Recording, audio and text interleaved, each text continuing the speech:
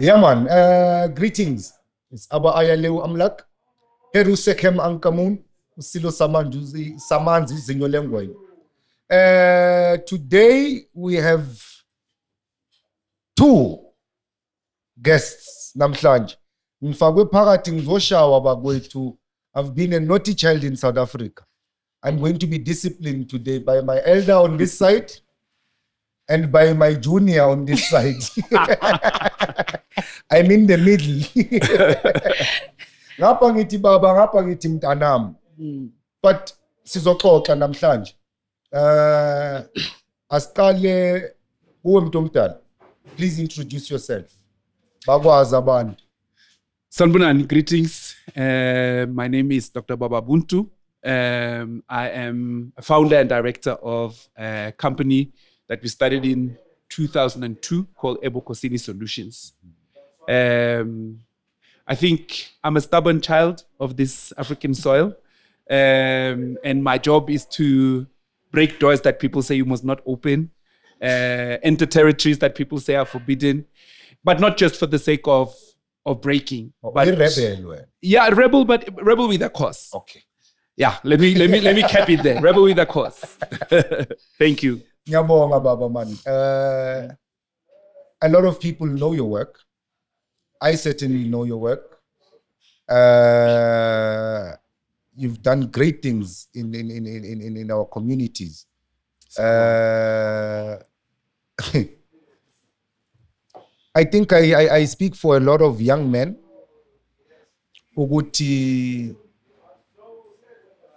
A lot of young men understood or came to an understanding of what they are as young men because of what came from your beautiful mind. Wow, thank you. I've these young men programs and all of these things. Yes, a society without a machinery for its youth is a dead community. The Nazis focused and channeled most of their funds and their attention to the Nazi youth program. True. Because Adolf Hitler and the SS officers believed that these are not the Germans we are actually in control of. Yeah. We don't care about these Germans who are alive now. Yeah. That's why it was so easy for them to experiment, exterminate, wipe out, and send people to ridiculous wars.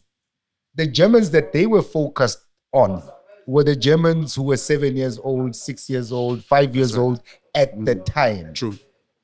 They are the ones today who make the German economy what it is. Because they're doing everything they're doing from a point of German pride.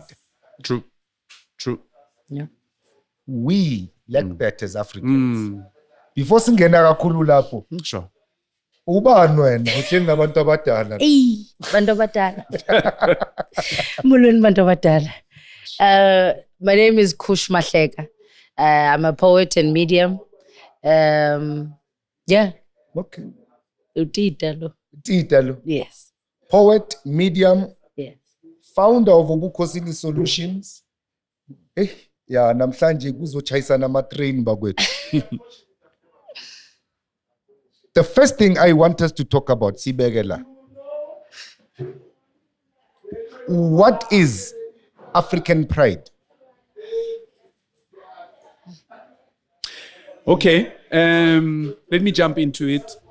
I think taking pride in something means that you need to know it. Yeah. So I think the first step to be proud of something, including yourself, is to know yourself or know what you take pride in. And then I think pride is a willful decision that I'm going to stand, let me say, for Africa. African pride is to decide that I'm going to stand for Africa, not because it's perfect, not because it doesn't have flaws, not because it always works, not because we have only beautiful aspects of Africa, but I'm deciding to stand for it. And when I accentuate the good parts or the things that I think really makes me believe in Africa, it's not to overshadow that there are also problematic parts. There are also things we need, where we have stagnated, where we don't have the courage we need and all of that. So to also go into that. But even when I go into let me call it the dark spots of African knowledge, it doesn't mean I'm losing my pride. Sure. Maybe it's even more stronger there when we are fighting, when it looks like we are going down, when you can't see the future. Now I really need, now my pride must work for me. So for me, it's a willful decision that I'm going to stand for myself, for Africa, or for who I believe in. African pride, first pride is you claiming something and saying, this is mine. African pride now, putting it together, is deliberately choosing, consciously making the choice to stand for Africa and what is African without negating the negativity of it or the dark spots of it, but also accentuating the good side of it. Okay. The expression of unconditional love of where you come from.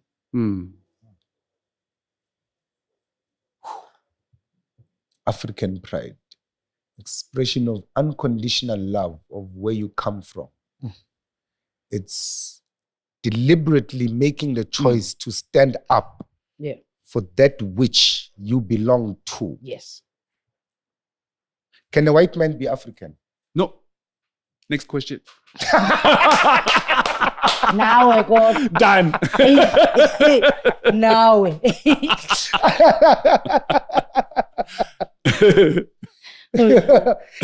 No. Next question. No. Now I know. Where? How? Where? Hey. Where? Yeah. Like that number fan. People became Africans out of technicality. Come on. Expand. Let me say something about, because of course there's this thing that we say we are the cultural parents of humanity. We say that all humanity comes from Africa, or comes from the African seed, comes from the African womb. And although sometimes I look at this one and say, really? Did they come from us? But even if we accept that, I think if they are our cultural children, at one point they also decided to disassociate with the family. Yes. And, coming from a place, if we really use that cultural analogy, as African people, even when your children have left and say, I'm no more going to put my foot in this house, even when they come back 20 years later, you are supposed to find a process to bring them back in. But I think now we've lived with this for generations of people who have declared a whole world system based on that they are not of us. And now we need to draw a line. We can't now be just mushy and nice and use uBuntu for all the wrong reasons, just to say, no, come back. I'm sure this time you'll come around. No, they're proven. They're not going to come around. So the other side of this is also, I don't think we need anyone else to be African at this point, because we have lost so much about what constitutes our Africanness. So let us put our house in order for things that you did. We didn't choose the confusion, but we're taking responsibility for mending the wound, and we're going to need some time to do that. So sit down, we'll tell you if we need you and if you are invited, but don't come and just declare my forefathers came here, so I have no other. Yes, you do. Yes, you do. I was going to go with the same analogy there. You see, mom and dad are gone now. And you left, they were still around. We took care of them, right? We understood the entire process, giving them pills, feeding them, changing nappies and all of that. We went through that. We were here for it, right? You are coming here with the claims of how you've been hurt by mother and father. We just know the episodes of what you speak of. And some of us barely even remember how it felt around the house when you were being shouted at. But now here's what cannot happen. We cannot give you the inheritance of our parents because we still need to grow this house. We still need to renovate this house. We still need to make it look good.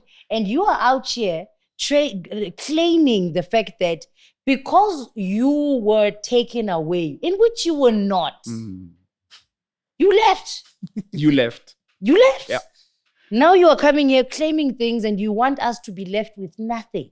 But you don't know the compromise and the sacrifice of what it takes to forgive, work out, forget, remember again, and then come claim stuff. You don't want to go through the dirt. Okay. Dear Neve, I hear both of you, and I hear. Can I disagree? I knew you were going to say that. You're just sitting there. Can I come? Can I disagree? It's been said, and thank you for raising it first, because I was going to use that as a bullet against you. You took a weapon from my arsenal. There is a historical, scientific narrative that says Europeans are genetic children and ancestrally they come from the African soil, where they say that everybody originates from the African soil. Good enough. I don't necessarily agree with that science. I don't. And my reasoning is based on stories of origin. Just in South Africa, we have Botswana, which is the greater conglomerate of Basotho, Bapedi, and the others. And then we have uXhosa. And then we have the many other nations of Amanguni. Sure. Amanguni, when they speak of their origins, they say they come from Ehlangeni, Umhlanga. They came from a bed of reeds.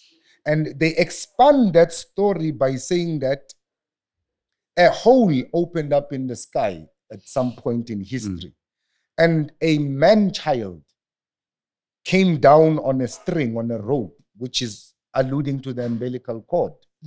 And then when he landed in a pool of water, he found a woman there searching for food.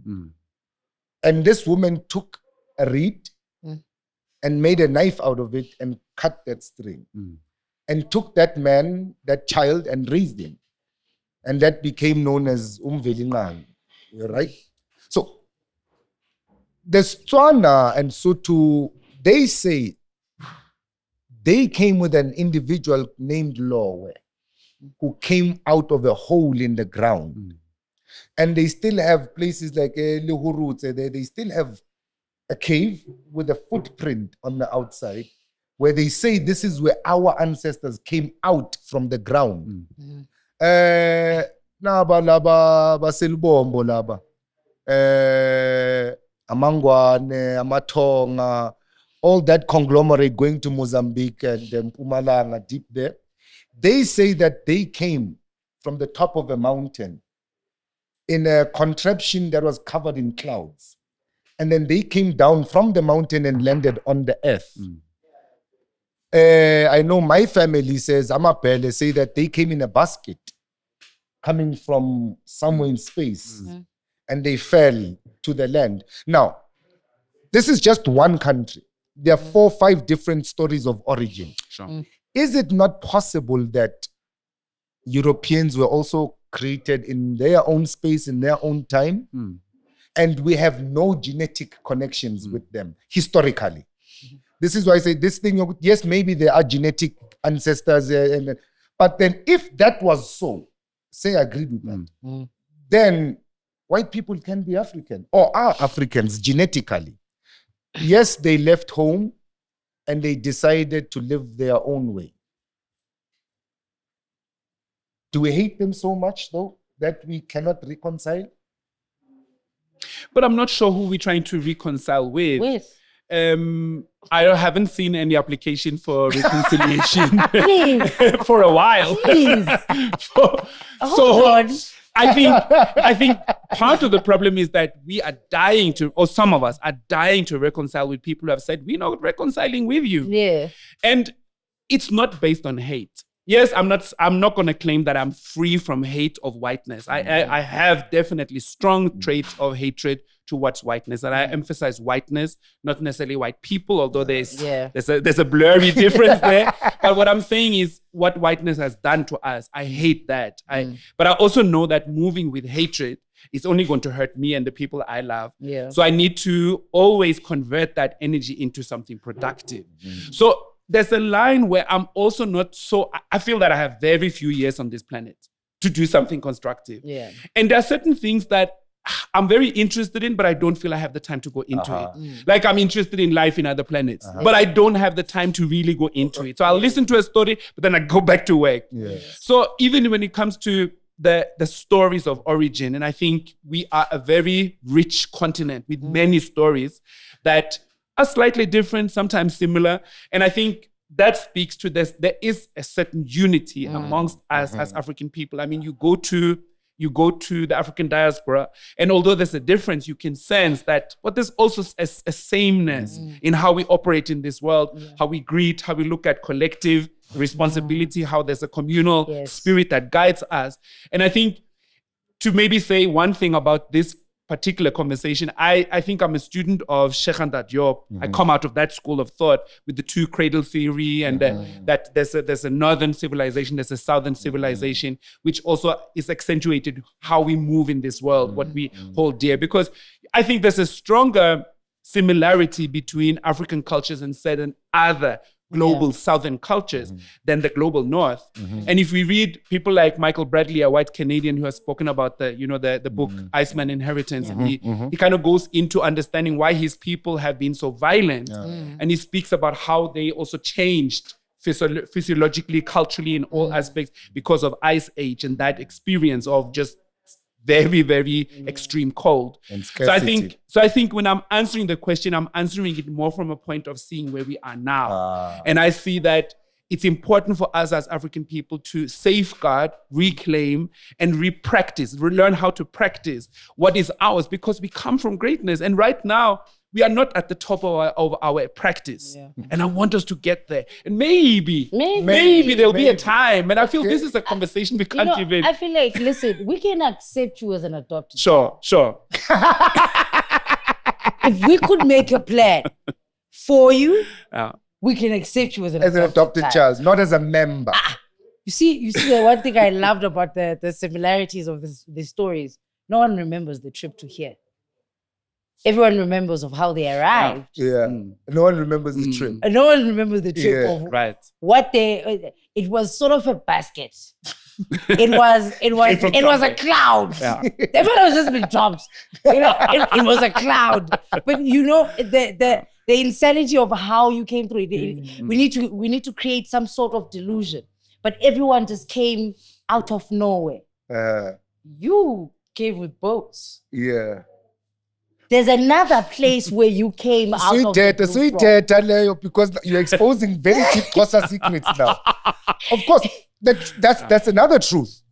We say that white people came here on boats. The first people to land on this landmass on boats were the Xhosa. And that is a history for another day. The first people to colonize this landmass being Xhosa. We came from the continent beyond the ice wall. And that's for another day. But the issue today is, where I'm trying to get at is, when Pan-Africanism now, as a movement, was incepted, was visualized, what was its intention? What was its direction, and what was it seeking to achieve? All the way from your Frederick Douglasses, your W.E.B. Du Bois, your Marcus Garveys, until it poured. Because there's this thing also, we need to understand. These whole concepts, yes, they are called Pan-Africanism. Did they really originate on African soil in origin, in conception? Because when we're counting the greats, we're counting your W.E.B. Du Bois, you're counting your Frederick Douglasses, you're counting Garvey, you're counting all these people. And then later on, you add in your Kwame Nkrumahs, and then you add in your Steve Bikos, and then you add in... It seems like our version of Pan-Africanism comes later from the one that comes from the diaspora. I want us to discuss Pan-Africanism as a concept and as a movement. Sure. I think, and discussing Pan-Africanism is a huge conversation in itself. So many differences, so many brackets, so many affiliations. But I think, for me, the way I look at the history of how the Pan-African idea originated, I think it has a lot to do with being isolated from your origin. So I think many of the ideas maybe were given a language, let me put it that way, because I think Pan-Africanism existed on the continent as decolonization also existed on the continent from the moment when it was necessary to wake up and say, hey guys, yes. Yeah. But I think even today, many authors, we have many authors on the continent, but the ones we know the best are those who are published overseas. Yes. Right? So are we saying that we don't appreciate authors on the continent? No, we're saying also that there's a geopolitical structure that gives presence to voices based on where they are speaking from. And I think that's why we know about the Garveys, the boys, the Guineas, because they sat in places where they could use instruments, not as fully as the people who own them, but to some extent to reach out to the rest of the world. So now, based on that, Pan-Africanism is a response to an environment that festered it necessarily so. Usuke Ngqeleni, in the Eastern Cape, where your own home is as big as 10 yards as Soweto put together. Yes. Right? And that land only shrunk because your fathers and your uncles and their brothers said, no, we don't want to farm the land anymore. We want to move from here and go to the big cities to find jobs. Yes. So the women who were left behind made the yards smaller so that they are manageable. But Siyazba, on the other side of the fence, that is still our property. Right? In that environment, you grow up there, nilima, nisenga, nikamanze mlanjeni. In that environment, is there a need for this Pan-Africanist response? First of all, is there such an origin of things being taken away in that society? No. So Pan-Africanism becomes... It becomes now what looks like a city problem. Because now it affects a certain group that lives a certain life and that lives within a certain society, right? That's why in rural areas, the only thing you could ever speak of is of a particular party, but you can't make the conversation of politics happen.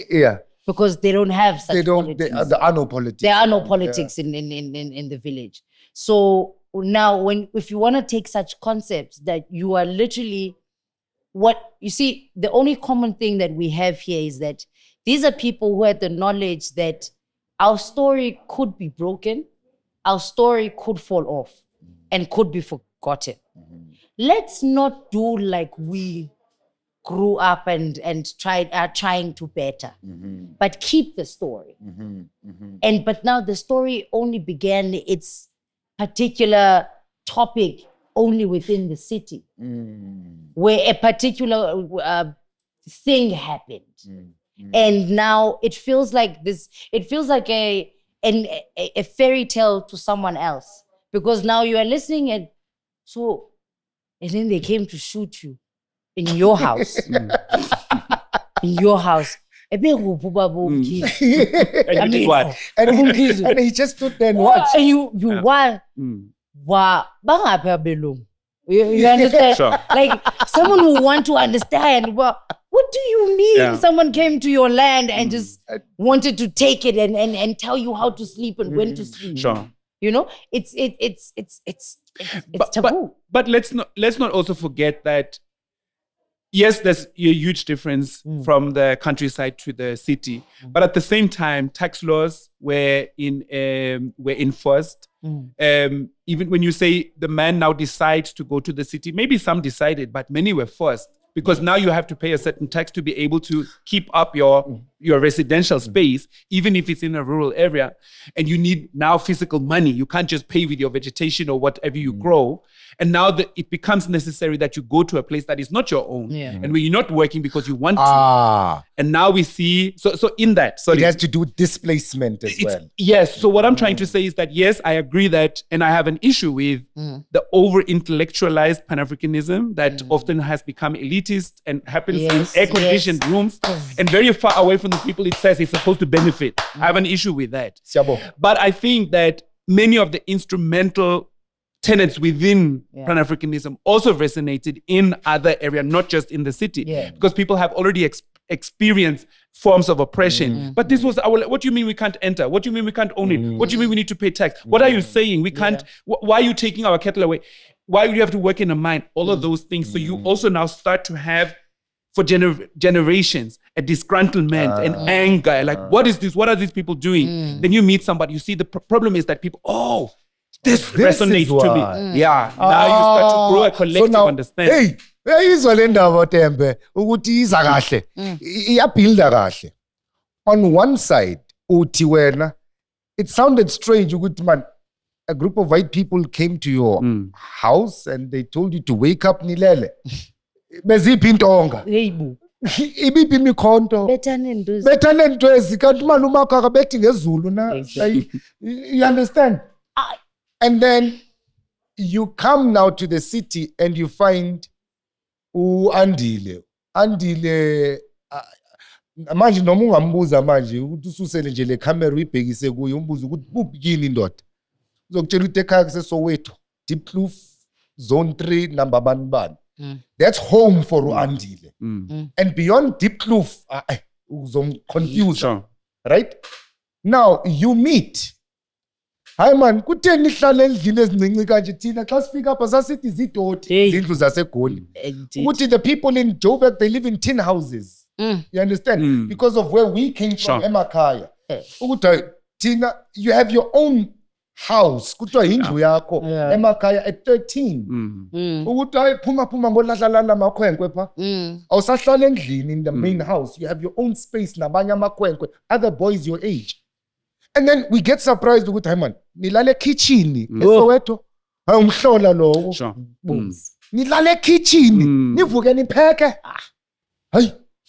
Emakhaya ngumhlola leyo nto leyo, you understand? Now, this one osuke emakhaya uyamangala ukuthi awunina why nilale kitchen.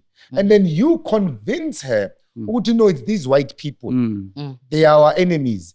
And then she buys into it now. Na yeke viva aluta continua. My question now is, are we saying now, maybe by design, by agenda, or maybe by default, this whole story of apartheid and oppression and the response thereof of Pan-Africanists and in all shapes and forms is made into a blanket experience for all black people, and it's not necessarily true? So, no, I have a problem with that narrative in the sense that I think what we're also omitting from the story we just rolled out now is that in between the difference between the countryside and the city, there are also colonial wars, there are also enslavement, there are also people who physically experience that they are being maimed, they are being killed, villages are being destroyed, land is taken. If we add that element, then we have to add in those colonial wars and those things. And absolutely. When we add those now, you'll find that in the most of what today is known as Eastern Cape, right? Towns with white occupation historically are called forts. Fort Beaufort, Fort Banbani, Fort Banbani, Fort. And we know what a fort is. It's a small piece of land where now you are surrounded by your enemy on all sides. And this is where you can be safe. And you are hoping that your supplies can get here in time. So in the Eastern Cape, colonialism doesn't really have that much of a scar. I grew up there. She grew up there. Maybe you can attest to this. You can walk for kilometers without seeing a white man's fence. Sure.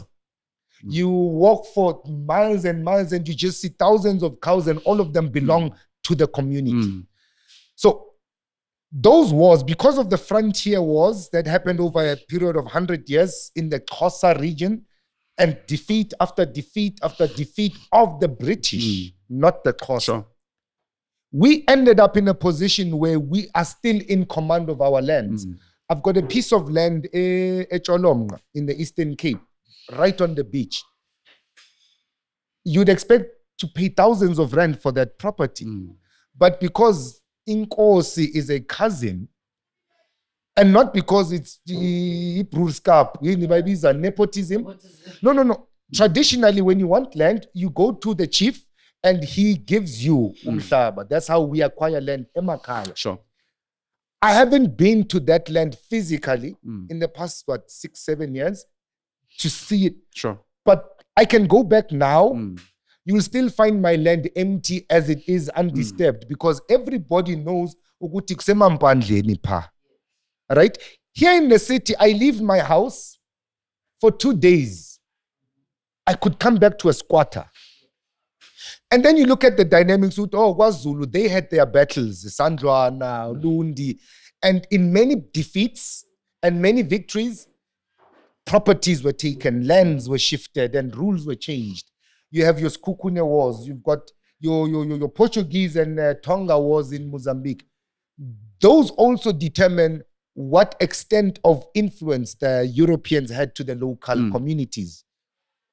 True, but can I just give me a chance to respond to what you asked? Because you kind of framed the question saying, could it be that we simplify the story and that there's many more elements to our problems than just the Europeans having colonized us and then that's our enemy and that's finished.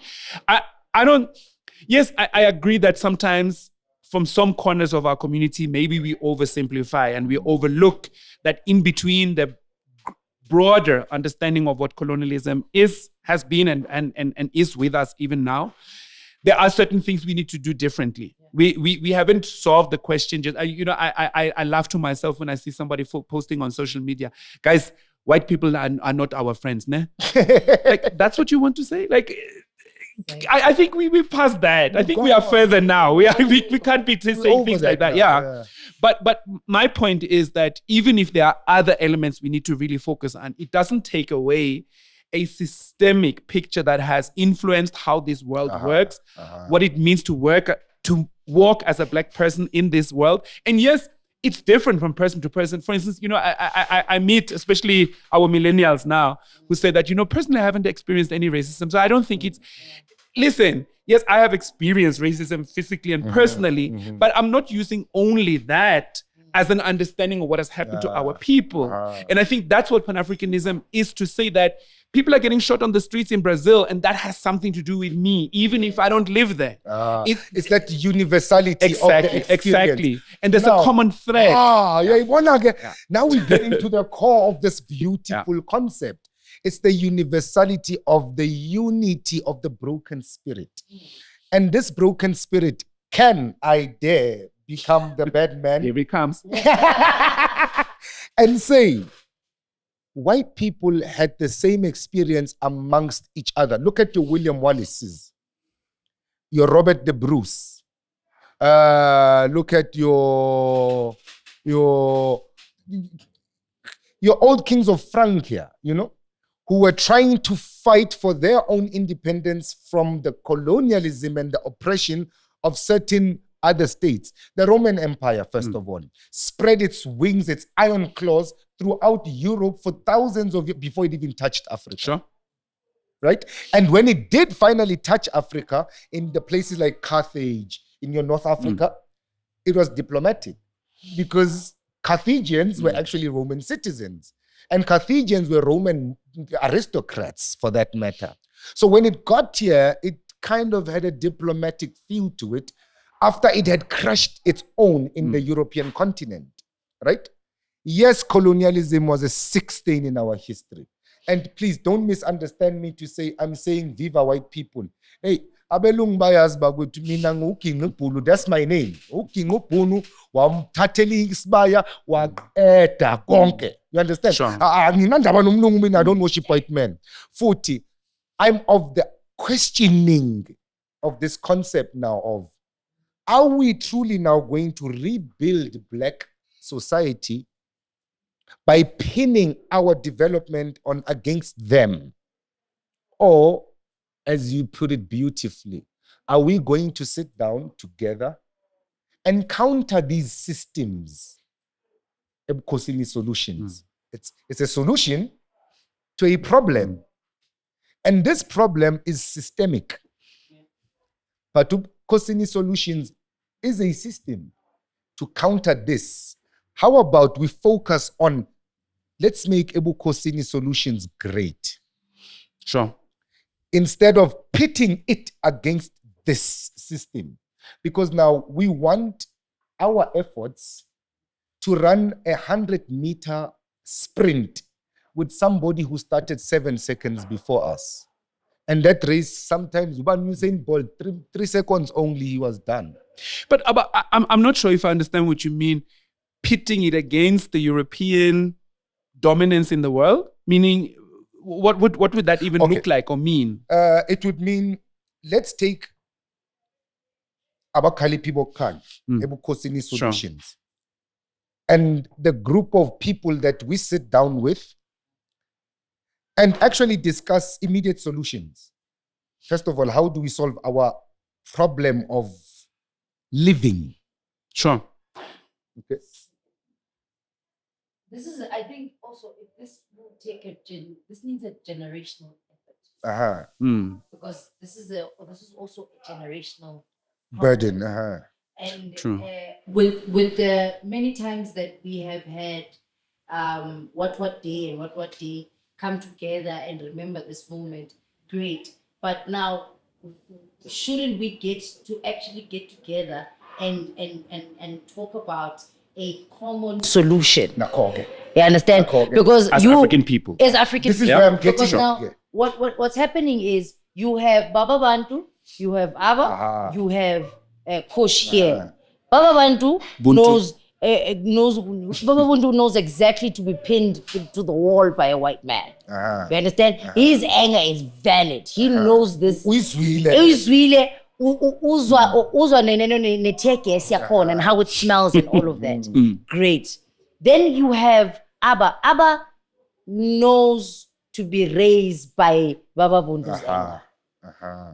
And why? And he was never given a therapy of knowing how to express how much he hates this man. Instead, he tells you, stay away from this man. Sure. Do not depend on this man in whatever that you do. I was raised like that, by the way. Yeah, it's still you. Absolutely, yeah. Yeah, but still, you're fighting a war that you still don't know. True. And then you take that and you come to me. And I pass it on. And you pass it on. When you pass it on to me, you say, listen, I learned to stay away from the man.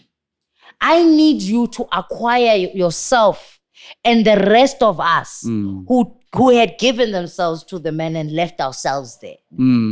Amboslanda. But now, okay, I'm here. Okay, this was close enough for you. Now I need to remember Baba Buntu's experience through you that belongs to him. But now, okay, sharp. Yeah, I can fetch you. But why did you walk? True.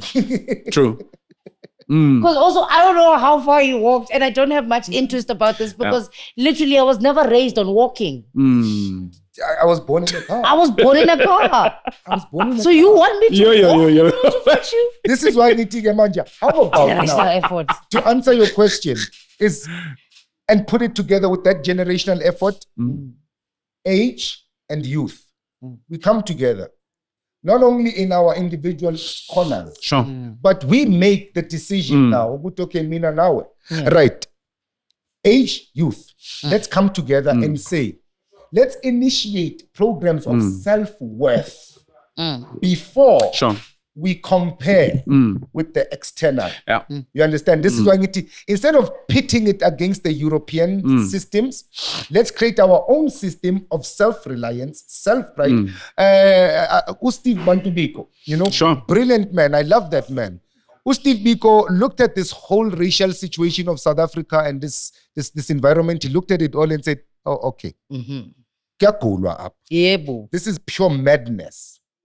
Let me go to the side and start empowering this immediate community. Steve Biko had his own clinic. He opened his own school. He built and supported a local church. They had a local textile company that hired local mothers to make local clothes to be sold at local markets. Steve Biko initiated local agricultural programs. And this boy, I'm going to say boy because I'm older than him now, when he was alive, with all due respect, he passed on at 32, 33 years old. And he accomplished all of that because he was not fighting an enemy. He was building a community. Sure. I get you. But can I just say, I think I get the point you are saying. But at the same time, I think the beauty of, and I get especially the point about unity and unified efforts. And I think we, through our Eurocentric worldviews and teachings, we have also become very fragmented. No, I'm not with Abba, I'm with this. Who's he? Yeah. What does he think? I'm already fighting you before you even come into the room. Yeah. I'm very susceptible to if somebody says something negative about Abba, I will shout it out loud, even if I don't know him. We do that a lot. And what you are saying, in part of what you are saying is that, can we look at that?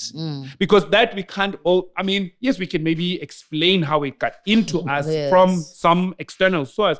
But if we're only sitting and waiting for, because in a way then we are saying, white people come and fix us. And that's not going to go so well. Because also, we need to fix the temper. Just to finish that point. So, but I also realize that I'm part of a community where many of us are sleeping. So even if some, because you use the word saying, can we stop pitting it against you? I'm fine with people pitting it. Let them fight.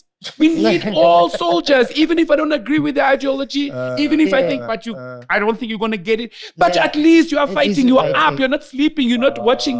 You are not watching generations. Okay. Go. This is very beautiful because, as I said, you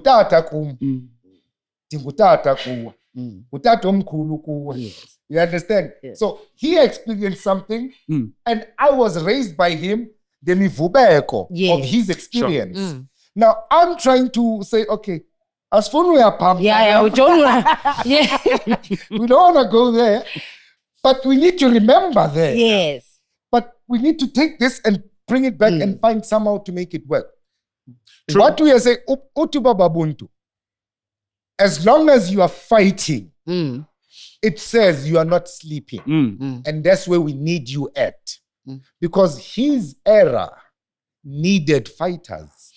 His era needed people who were going to stand up and say, no, that's enough. Because Robert Sobukwe did something and was considered the most dangerous political prisoner in history. True. Not only in South Africa, in history. Yeah. Right? He was labeled the most dangerous political prisoner in history. Why? Because he convinced people to stay in their houses. That's all. True. Criminal. He never picked up a gun. He didn't burn down any bus. Lama terrorist act from ANC. He was not part of that. He convinced people to stay away. And said, the one way to cripple the system, stay away from it. Right? Sure. Stay away. And he proved it. It was done. Buses stood at depots. No drivers came. Absolutely. Yeah. Shops, owners were opening. No workers. Abelungu, agekho girl namhlanje, no tea girls, no garden boys. Nothing. And Robert Sobukwe convinced people to do that. Without fighting those white people. Just stay in your houses, man. Puzeli beer, slalama, iludo, whatever. Let's just stay home. It shook the country. And he was labeled the most dangerous political prisoner. We have other political prisoners who came out to become presidents even, who came out to become world-renowned individuals. Why were they not labeled dangerous? Because they sent petrol bombings. They did necklacing. They did sabotage soul power station. And I'm not speaking about any individuals. I'm talking about South African history. Right? All these people killed people. They bombed places. They terrorized. Impi, our own, killing our own because you were labeled impi. Right? And this is not me saying, no, yeah, black people, no. This is me saying,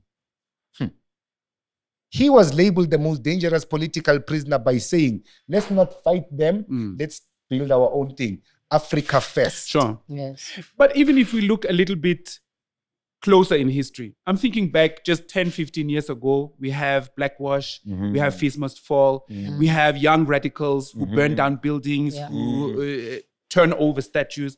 And we have conservative elders within our community who say, but you can't do this. Like, what is that? What turning over a statue? How is that going to change anything? But what they did was very necessary. I think we're sitting at a point now where we have many of us or many parts of our community has elevated into a space where we are beginning to accept we have a spirituality. That's huge. It's a 20 huge years ago, nobody huge, was, no, I don't come with this nonsense and this demonic thing. Now people are more open. And that's a form of progress. And I think it's an example of a progress that maybe would have not happened if we didn't have those who were labeled ridiculous and too violent and too nonsensical. We also, Sankara says this, that we need to, I forget the phrasing, but we also need to have elements of craziness when we move in because this is a crazy situation. So to deal with the crazy, we have to be crazy. Elements of crazy. Elements. Let's keep it there. But I'm just saying we can't just say consciousness must always be well behaved. It must be nice. You must speak cleverly. You must. No, sometimes it must just go. Serious. Sometimes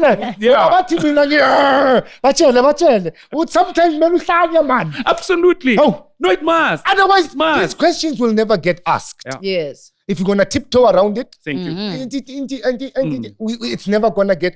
I have to sit here and ask Baba Bantu. Don't you think this fight is ridiculous now? And he has to answer for that. True. Because if I don't ask it, you are going to grow up thinking it's good to hate. Yes. Without really understanding his experience of that hatred. Ganti, if we can find the remedy, how do we heal that? You see, now, I wanted to ask something. So, you coming from a place of being violated, violence, and all sorts, in which you then learned that's the way to respond, right? So now, because we borrow so much from history, and the kids we have now know nothing. They know iPhones. They know iPhones and influencing TikTok and all of that sort. What happens when they are now the Robert Sobukwe saying, hold on, is there not another way to fight besides fighting? We can. There's another way to win this. And this is where so they are saying more. For them, it comes from a point of let's join them and beat them inside. Well, we come from generations of trying to get out of these people. Never join. Yeah. You understand? But these kids have now found that no, man. We can, for as long as you isolate from these people, for as long as they believe and they know that you are outside of them and you are against them, it will never work. They will always want you to play along with their games and according to their rules. So how about now we change those rules? Let's all play together. What do you mean all? Well, the little generation. Humankind. Let's be humankind, actually. Let's not be, they're now saying grandfather versus granddaughter. Let's not be African black people who are fighting for our past in order to get this present. They are saying, let's be human beings who get our shit. But do you see how that works out? I'm speaking. I'm not speaking with authority here, meaning that I've researched all of this. Yes. But let me say two things. As Ebokosini Solutions, and we started as a movement or as an organization trying to look at what is not happening. And I think our concern was that for the awakening generation that we saw around us that were interested in African information, many of the places that was available, they had to make a choice quite quickly.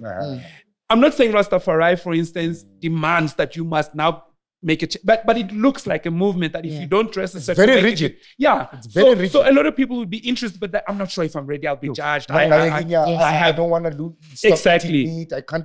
My hair at home. They won't accept me. True. Yeah. So the point was to create a space where people who were just wondering, I just want books. I just want to know what is Rastafari, what is African feminism. Even if we have a problem with it, I just want to understand what it says, and that's what the Ebukhosini became. And we have been. I think a lot of people have been skeptical to Ebukhosini exactly for that. Who are you? What do you stand for? Are you for guns? Are you for peace and love? What are you? And there's spirituality, and there's militant talk, and there's Black consciousness. And we felt that was very necessary. And like you said, we are not what is it? We are not a destiny. And what am I trying to say? We are not a place where you necessarily should continue for the rest of your life. We are a filling station. So you come to us for those 1 year, 2 year, 3 years where you need to just find yourself within this, and then you make a choice. What are you going to add to? But I think so what we do with that, we set up, for instance, African Winter School, where we take children through a journey of understanding African knowledge. And I think generationally, we have also come to a space where we understand that just long lectures are not going to work for these kids. So we need to play, we need to be active, we need to shout, we need to drum, we need to... And my point is that there's so much that really works. You should see those children. The first day they come in and they are very bewildered and they're like, well, some children also don't know how to socialize anymore. So they sit in the corner, scared. And on the third day, how did everybody get taller in 2 days? Because they look stronger, they look taller, just because they were given that nutrition of that I belong somewhere, I come from somewhere. So my point is that, yes, we can have the dream of everybody come together in one pot, but what that often does is that white culture will always dominate, because that has kind of the inscription of what is civilized, what is nice, what is beautiful, what is moneyed. And when we don't come to the table with an equally strong story, we will easily cave into the other people's. Can I just didn't get it? Baba Bantu, you want to Pan-Africanist.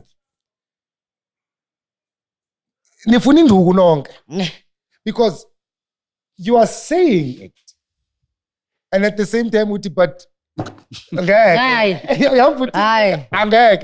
because now what you're saying is you are taking these children and teaching them and modifying and growing them. And as I said in the beginning of the show, Guti, I know, and through the years of following and seeing your work, many boys are men today. And I'm not saying that because I'm buying your face. Many boys are men today because of the process of going through your hands, not of learning or in just the fact that isandla sakho sibathintile. And people like you are not thanked enough in the world. Let me just put that out there. Because now I'm hoping one day to be like you, and I also want to be thanked. But people like you are not readily thanked enough in the world because of the time, the effort, the dedication you give into this. But now she's saying, yes, Baba Bantu, I hear you and I understand your pains. Can I grow up without the pains?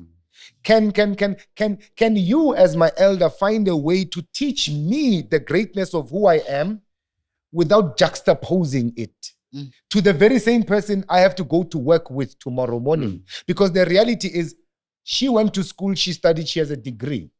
She works in an office corporate building. The desk opposite her is a white lady. Next to her, she works like in the partner in Bibizan. You have a project to do together. And you're the only black person with 6 white people in the room. She's trying to say, with the greatness and the history of the knowledge of self from my elders? Can you empower me and equip me to stand in front of these 6 white people in a boardroom and not feel inferior to them? And how then can I present our greatness to the world right now on an equal table? Sure. And my answer to that would be yes. And I think within that, and I think you're driving an important point that many my age needs to study much closer. Because I think many of us are not good elders. You can't lean on us. We are not your support structure. You can't say, because I've got elders, I stand strongly in this world. No, it's not true. And It's I not true. appreciate you not from true. your mouth saying that. Amakhehla wase. Abasekho abantu abadala. And we become a weaker people because of it. Because of that. And I need to always remind myself, this is not the time where I'm going to fight to be at the front. Yeah. What I can do now, and it's also not my point to envision a completely new way of doing, like you kind of illustrated. As a younger person, your reality is different than mine was. Yes. And it's my job to understand that instead of sitting, but you see, the problem with your generation is what? And You don't even do this. All I'm just making you to feel is that I don't want to be around this elder. Like it's just toxic. It's too much. So let me try to understand your world rather than just telling you how it is. When you say that you have white friends, what does that mean? Do you talk about this? No, I don't think they were like, oh, so already you say you are friends, but there's something you feel uncomfortable. How could that be? And now I can draw from my experiences, but understanding that it is different for you. But if I don't do that, if I just accept, no, you're white friends, you see this generation, they just go and now there's no color. No, I know probably there's something. When this person say, hey, but Kush, you are very colorful. And you will say, but they didn't say anything, but they just think I'm very colorful. Yeah, but I want to take you into a world to understand what that has meant for us as a people, why we are scripted as colorful, and that's not necessarily a beautiful thing. Yes. My point is, you can also write that off and say, but come on, are we going to sit and just nitpick with small concepts? No, I'm trying to make you see a world that maybe is not visible to you in the same way, because when you listen to me, not getting jobs, standing in lines, not having access. You can say, but I'm getting the job. I'm standing like I'm being consulted even. I'm being promoted. So what are you talking about? Yes, but there's something about the world around us that is maybe changing, but it's changing very slowly. And I want you to have tools to operate with it on your terms. Can the victim make the change? Meaning? We were the victims of this oppression. Is it within our capability to say, no, we are tired of this experience now? We choose to live differently. Absolutely. Absolutely. I think that's what Black Power is. That's what Pan-Africanism is. To stand on our own so that we at one point reach a level where we equally stand with, if you think about it, decoloniality, epistemic justice is not so much. And I think this is the point that many people don't hear you say, Abba.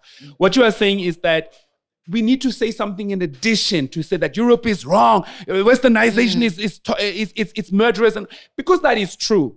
But also, have we elevated our knowledge? Where's our schools? I'm asking this all the time. It does not make sense. If South Africa has all this greatness that we sometimes talk about, where are our schools? Why are we so scared of schools when we... And I think I need to say this as well. We have many great parents who support the African winter school. And it's only 1 week in the year. But we have more who are skeptical. What are you teaching there? How is this going to benefit my child? Do you teach English? Is it certified? Is it certified? Do they get us? We are so scared of our freedom. True. And that has not changed. So even in your generation, when you say everything has changed, we are so scared of our freedom. We have a phobia of our freedom. And this is a beautiful thing, from young and old. It's very beautiful because what you are saying is, and to expand on your question, Sizo Tati break. Can the victim come with a solution? Your answer is yes. Definitely, the victim can come up with the solution. This is what Black Power is about. This is what Black consciousness is about. This is what Pan-Africanism is all about.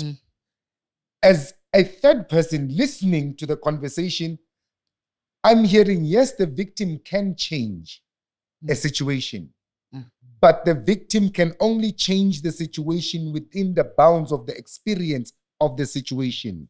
Hence, Black Power as the solution. Hence, Pan-Africanism as the solution. Okay. Whereas, if I was not victimized and I was observing a situation, Yes. I would come up with a solution that has nothing to do with the victimization. Yes. So we it's the same problem looked at from two different angles. Yes. And your solution has nothing to do with the victimization. And then your solution is coming from that, yeah, these people did this and this to me. How do we find a middle ground and to get to systems of, I want to challenge you, Baba Bantu. I want to challenge you and I want you to use me. I want to challenge you and I want you to use me. Your age, your wisdom, I want you to take that. And one day when you feel like, take your phone, call me. I need you here now to do 1, 2, 3, 4. How is tomorrow? Done. I'm tired. Done. I need you to use me as much as I want to challenge you. Sure. And this is the challenge. Oguti, how can Masbuya after the break? This is where we are going now. We saw the problem. We see the problem. And we see the two different perspectives of the problem. Let's merge the two. Let's find the middle way. Right? Oguti, how do we challenge the elders and how do we allow them to use us? Because we have the strength. Yeah. Bona, they have the wisdom. Banamava. But wisdom without strength can never build a house. Strength without wisdom can never build anything. So we need each other. Yeah. Absolutely. Absolutely. As tati breaki, spuza manzi, and then sambe sokabang with masbuyala, what solutions are we giving to the people? Yeah. Give thanks. Give thanks. Bless.